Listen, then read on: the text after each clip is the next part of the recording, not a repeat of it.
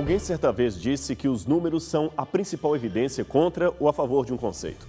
Afinal, continuou ele, contra os números não há argumentos. Talvez seja por isso que empresas especializadas em estatística são sempre contratadas para colher informações e dados que interessam ao pesquisador.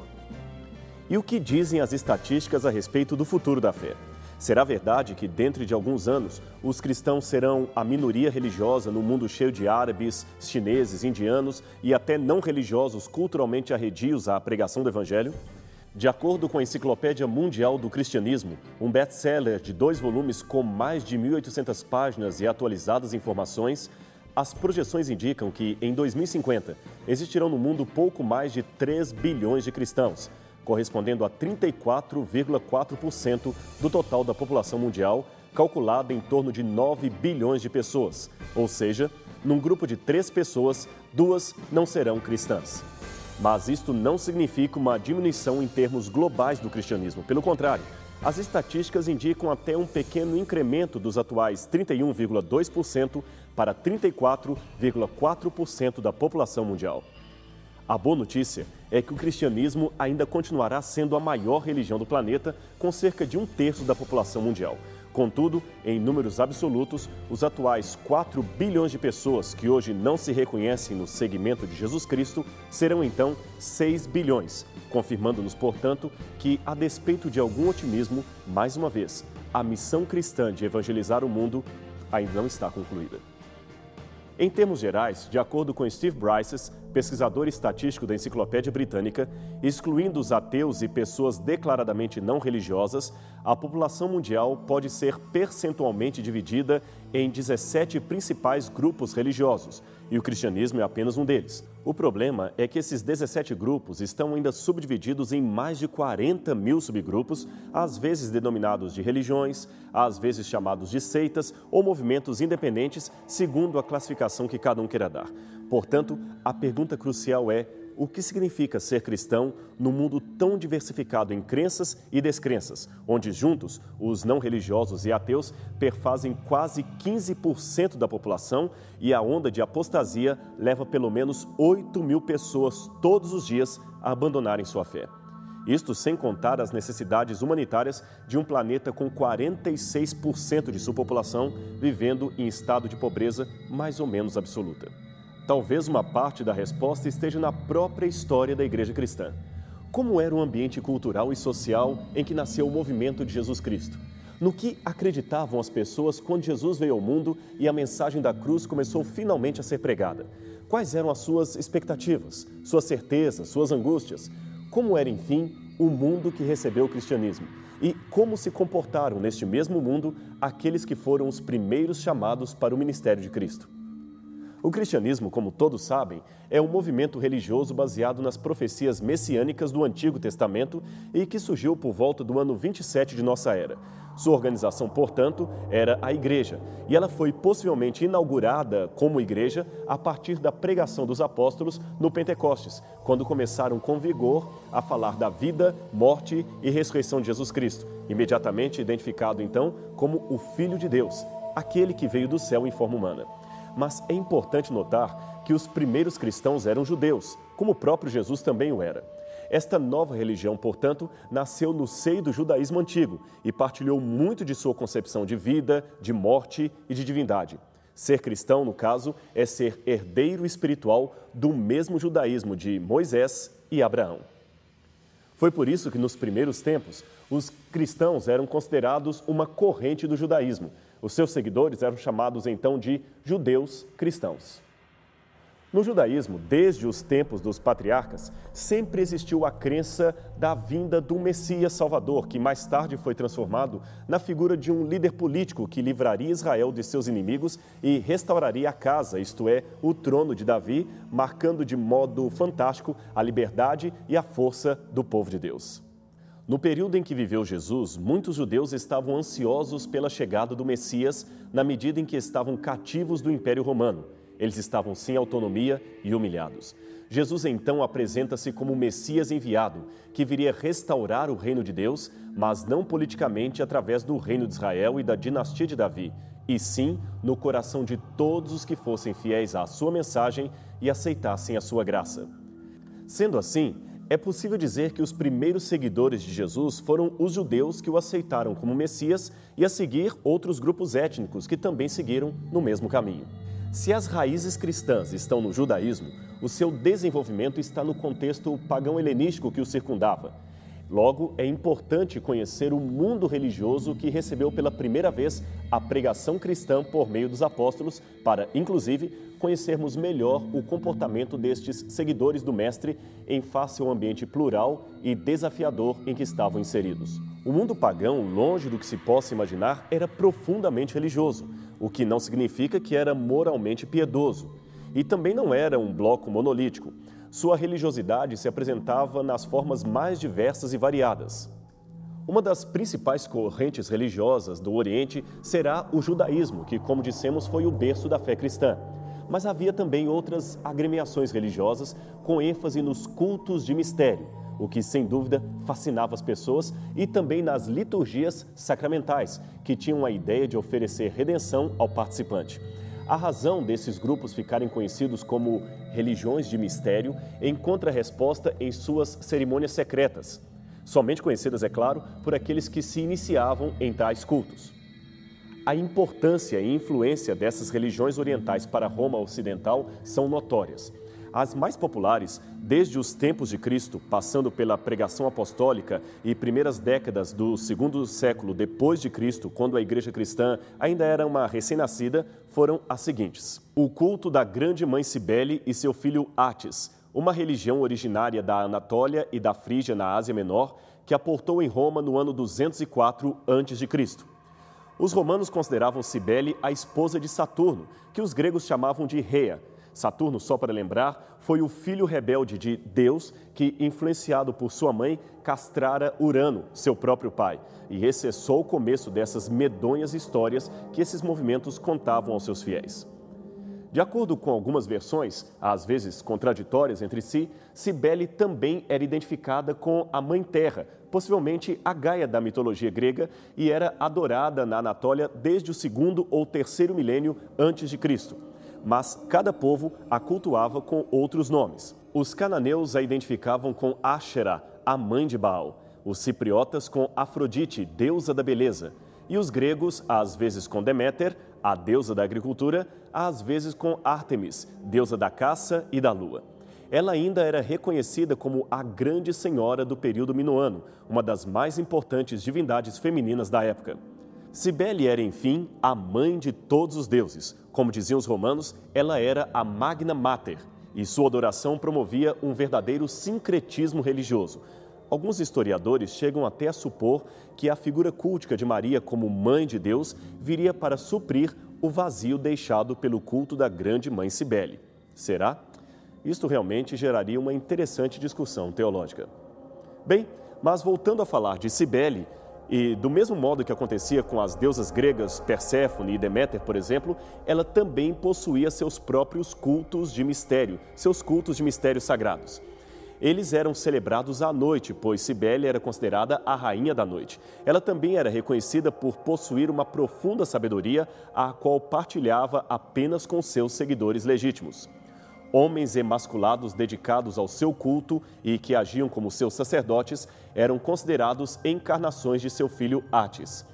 Átis era um deus lunar, algumas vezes retratado como Adonis e noutras usando uma lua crescente como uma coroa de uma maneira muito própria. Ele também era ao mesmo tempo o filho e amante de sua mãe Cibele. O mito de Átis relata que ele estava para se casar com a filha de um rei, quando sua própria mãe, estando apaixonada por ele, tornou-o louco. Átis, na loucura ou no êxtase, castrou-se diante da grande deusa mãe. Daí, anualmente, em um culto que data de 900 a.C., era celebrada a tristeza de Cibele por seu filho. Mas no culto de Cibele foi dada grande proeminência a um elemento ainda muito estranho e especial. O terceiro dia da festa era chamado Dies Sanguinis. Nele, a expressão emocional por Átis alcançava o máximo. Cânticos repetitivos, danças e lamúrias misturavam-se, elevando ao êxtase e ao abandono emocional que atingia um auge orgiástico. Então, num frenesi religioso, os jovens começavam a se ferir uns aos outros com pedras, paus e facas. Alguns até executavam o sacrifício último, castrando-se em frente à imagem da deusa mãe e jogando as suas partes ensanguentadas sobre a sua estátua. Outros ainda corriam nus, sangrando pelas ruas e atiravam seus órgãos em algumas casas por onde passavam. Estas casas tinham a obrigação de suprir o jovem com roupas de mulher, pois agora ele havia se tornado um sacerdote eunuco de Cibele. Depois da castração, muitos desses jovens passavam a usar cabelos longos e vestir-se como mulheres, com roupas femininas, como você pode ver nesta estátua de um sacerdote de Cibele, datada do 1º século depois de Cristo. Esta era a sua estranha maneira de adorar a deusa mãe. É claro que muitas famílias mais tradicionais de Roma não aceitavam bem essa prática e, em alguns momentos, até o Senado chegou a considerá-la ilegal. Porém, por questões políticas e populares, pois eram muitos os que simpatizavam com a doutrina do grupo, o culto fora tolerado, apoiado e até oficializado. Outra religião muito popular nos dias de Cristo era o culto a Ísis e Osíris, do Egito. O culto à deusa Ísis se originou no Egito e passou por duas fases principais.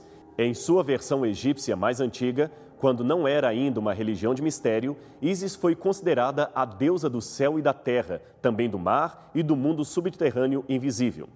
Nessa fase remota, ela teve um marido chamado Osíris, o senhor de todos os deuses e também do mundo dos mortos. O culto de Ísis só se tornou uma religião de mistério depois que Ptolomeu I introduziu mudanças importantes em meados de 300 a.C. Nesta fase posterior, um novo deus chamado Serapis tornou seu novo cônjuge no lugar de Osíris, que, segundo o mito que contavam, havia sido morto por uma traição de seus rivais. Ptolomeu I introduziu tais mudanças a fim de sintetizar as crenças egípcias e gregas em seu reino, acelerando assim o processo de helenização do Egito. Mas talvez você esteja curioso para conhecer o mito de Ísis e Osíris e como esse deus, estranhamente mortal, teria sido morto por seus inimigos. Bem, segundo a lenda, houve uma rebelião no céu contra Osíris, liderada por Sete, seu invejoso irmão e... Aliás, o curioso é que esse mito parece contar uma história similar, ou espelhada pelo menos, na rebelião de Lúcifer no céu. A diferença é que no relato pagão, o rebelde sempre vence e destrona o Supremo Deus. Curioso é que até parece a mesma história do grande conflito celestial, desta vez distorcida ou contada na versão de Satanás, não é mesmo? Bem, continuando o mito de Osíris, aquele mito que estávamos contando, Osíris foi morto e encerrado num cofre por seus inimigos que, como dissemos, eram liderados por seu irmão Sete. O cofre, contendo o seu corpo, foi então lançado nas águas do rio Nilo para que não fosse jamais encontrado. Acontece, no entanto, que o cofre se abriu e as partes de Osíris foram espalhadas. Ísis, então, vai à sua procura e o recolhe. Então, nesse momento, Osíris retorna à vida, porém restrita apenas ao mundo dos mortos. Isto, porém, não impede que Ísis engravide dele e dê à luz ao filho da transcendência, chamado Horus, que tinha a missão de vingar a morte do seu pai e matar o deus Sete. Do Egito, o culto à deusa Ísis conquistou seu espaço gradativamente em Roma, como você pode ver nesta estátua, que é uma versão latina da antiga deusa egípcia, datada do ano 100 a.C. No princípio, a capital romana repeliu o culto, mas a religião entrou pouco a pouco na cidade durante o reinado de Calígula, por volta de 37 d.C., de modo que a sua influência foi se expandindo durante os 2 séculos posteriores, e em alguns locais se tornando até a principal rival do cristianismo. Este afresco encontrado nas ruínas de Pompeia mostra uma cena do culto a Ísis praticado em Roma, o que demonstra que se tratava de uma religião muito popular, especialmente dentre as classes mais favorecidas. De acordo com alguns historiadores, o sucesso do culto de Ísis no Império Romano é geralmente justificado por seus impressionantes rituais e pela sua esperança de imortalidade oferecida aos seus seguidores, o que demonstra a carência de um povo por uma mensagem que trouxesse salvação. Finalmente, temos então o culto a Mitras, da Pérsia, talvez o mais importante deles. Pelo que se sabe, esse culto só se tornou exponencialmente importante em Roma após o ano 100 d.C., mas se tornou um forte concorrente e objeto de sincretismo com o cristianismo pós-apostólico, isto é, aquele cristianismo que surgiu após a morte dos 12 apóstolos e daqueles que conviveram pessoalmente com Cristo. Originariamente, esta divindade que aqui aparece matando um touro celestial era um antigo deus da Pérsia e da Índia, conhecido como Mitra. Mitras era, portanto, um deus menor do zoroastrismo politeísta. Isto foi por volta do VI século a.C., mas com o surgimento da dinastia aquemênica na Pérsia, esse deus se tornou crescentemente importante e no V século a.C. ele reapareceu como o principal deus dos persas, um deus de luz e de sabedoria, muitas vezes associado com o sol. Expandindo-se através do Oriente Médio e do sul da Europa, o culto do mitraísmo foi em breve estabelecido como uma religião maior e tornou-se uma das maiores crenças do Império Romano. É possível que os responsáveis por essa introdução do culto de Mitra no Império Romano tenham sido os legionários que serviam ao Império nas suas fronteiras orientais. As primeiras provas materiais do culto de Mitras datam de 71 ou 72 d.C. São estas gravuras e inscrições feitas por soldados romanos que procediam da guarnição de Carnatum, na província de Parnoia Superior, e que possivelmente tinham estado no Oriente na luta contra os pardos e no cerco de Jerusalém. Em finais do II século, o mitraísmo já estava amplamente popularizado no exército romano, bem como entre comerciantes, funcionários e escravos. A maior parte dos achados referem-se às fronteiras germânicas do Império. Pequenos objetos de cultos associados a mitras também têm sido encontrados em lugares que vão desde a Romênia até aos arquedutos de Adriano, na Inglaterra. Mitras, tal como o deus era conhecido em latim, era o deus por excelência dos legionários, sendo, portanto, considerado o grande companheiro e guerreiro na luta dualística entre as forças da luz e das trevas, do bem e do mal. Nos últimos anos, em seu progresso no Império Romano, Mitras já era identificado como o solis invictus dos imperadores imediatamente anteriores e posteriores a Constantino, como você pode ver nesta moeda de Aureliano. Todas essas religiões pregavam uma espécie de Deus Redentor que morre e torna a viver, e uma religião ligada à natureza e também à participação sacramental do devoto, que tornava-se um com Deus redivivo. Havia também em todas a figura mística de um touro celestial e a prática do taurobolium, uma espécie de batismo com sangue. Nos mistérios de Cibele, o iniciado descia num fosso coberto de tábuas, sobre as quais sacrificava-se um touro. O sangue do animal caía pelas frestas sobre o rosto e o corpo do iniciado, que assim renascia para uma nova vida. No mitraísmo e no culto a Serapis, também havia a prática do taurobolium, mas com características um pouco diferentes. Apesar da tendência eclética assumida após o ano 300 d.C., cada uma das religiões de mistério estava separada e era distante das demais durante o século que viu o nascimento da Igreja Cristã. Todas elas assumiram formas diferentes em contextos culturais distintos e também sofreram profundas mudanças. Aliás, essas mudanças eram significativas, especialmente depois do século I da era cristã. Não obstante, de acordo com o pesquisador Ronald Nash, é possível apontar 4 características comuns entre elas. Primeiro, o cerne de cada religião era o emprego de um ciclo anual de vegetação, no qual a vida era renovada a cada primavera e terminava a cada outono.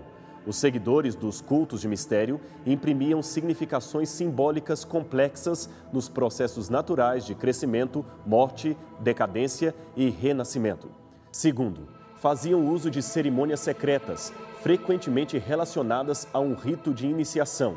Todas elas compartilhavam um segredo ao iniciado, que consistia basicamente em informações sobre a vida do deus ou deusa cultuado e como os seres humanos poderiam alcançar a unidade com aquela deidade. Esse conhecimento era sempre um conhecimento secreto, inacessível a qualquer pessoa fora do círculo do grupo. Terceiro, centravam o culto ao redor de um mito, no qual a deidade tinha como característica principal o retorno da morte à vida ou o triunfo sobre os inimigos do grupo. E quarto, atribuíam pequena ou nenhuma atenção às doutrinas e à reivindicação de possuírem uma crença correta e verdadeira. Estavam principalmente preocupadas com a vida emocional de seus seguidores.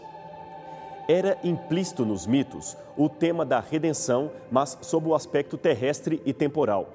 O significado de segredo do culto e seu mito era expresso por meio de uma tragédia sacramental, muitas vezes vista naquelas histórias de incesto, assassinatos e outras tragédias que comentamos anteriormente. Aliás, estas violentas tragédias aguçavam o sentimento e as emoções de todos os iniciados, tal qual fazem alguns filmes e enredos dos nossos dias. E não podemos nos esquecer do êxtase religioso, que os levava a pensar que estavam experimentando o começo de uma nova vida. Os cultos aconteciam de muitas maneiras, sempre com o intuito de afetar as emoções e as imaginações dos iniciados. Procissões, jejuns, dramaturgias, atos de purificação, luzes resplandecentes e liturgias esotéricas. A ausência de qualquer ênfase doutrinária marca a diferença básica e talvez a mais importante entre tais religiões e a fé do cristianismo. A fé cristã continua sendo exclusivista, no sentido que não reconhece nenhum caminho legítimo para ascender a Deus e a salvação, senão através de Jesus Cristo. Por outro lado, as religiões de mistério eram ecumênicas, no sentido sincretista da palavra. Nada impedia um devoto de seguir outro culto diverso e, ao mesmo tempo, praticar outros mistérios que o fizessem sentir bem, sem a preocupação de estar ou não correto em seu comportamento. Muitos escritores testemunharam por escrito a sua desaprovação a muitas coisas erradas que ocorriam naquela sociedade tão religiosa.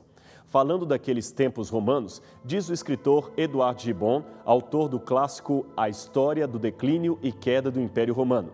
Ele diz: a sociedade era um caos pútrido de sensualidade. As paixões das pessoas, especialmente nas grandes cidades, ultrapassavam diariamente os limites da racionalidade.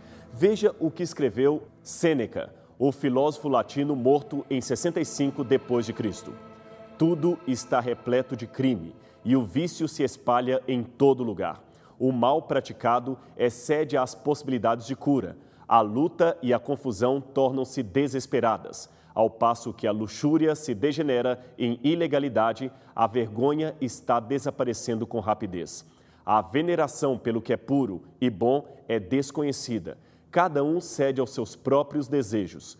O vício já não permanece secreto, é público e a depravação tem avançado a tal maneira que a inocência tornou-se tão somente uma desconhecida de muitos. O apóstolo Paulo parece concordar com o que Sêneca escreveu. Aliás, ele escreveu sobre isso num longo trecho de Romanos, capítulo 1, versos 18 a 25, que nós lemos. Porque do céu se manifesta a ira de Deus sobre toda a impiedade e injustiça dos homens que detêm a verdade em injustiça. Porquanto o que de Deus se pode conhecer, neles se manifesta, porque Deus lhe manifestou.